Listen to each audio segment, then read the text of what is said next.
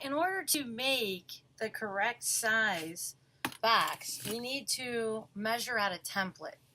Whether you have a ruler or a measuring tape, either one of these can be used.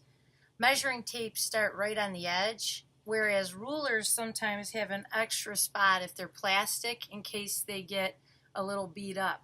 So find where the 0 is, and then what you're going to do is you're going to measure into 5 1/4, or you could go 6 inches, you can go 5 inches, you can go 7.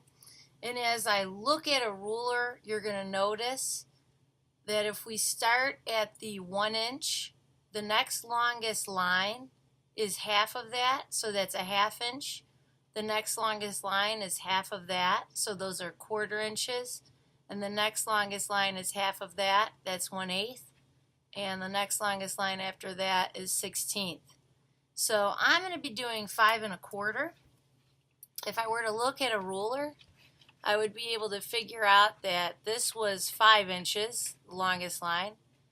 This next longest line is 5 1/2. So I want to back down just to the third longest line. That's my 1/4 mark. So I want to mark it 5 1/4, and I'm going to measure twice. So I'm going to make this measurement straight to the edge of the paper here. I'm going to make sure that my ruler or my measuring tape goes all the way down. I'm going to find my mark and draw that line as if it's going to keep going. Then I'm going to move my measuring tape down, and I'm going to measure all over again. And then I'm going to be able to take, connecting those lines, and then I'll know that my line is straight. Okay? If I do not measure it twice, then what could happen is I may hold the tape where I think it would be straight and it not actually wind up straight. Then I'm going to take my paper and I'm going to turn it. I'm going to stay within my square that I've started to make, and I'm going to measure again because I want a perfect square. I'm going to come up to 5 1/4, draw my line, and you might be wondering why 5 1/4? Well, we're practicing our measurement. We don't want to make it too easy. Okay, so we're going to flip that, and we're going to mark these 2 lines.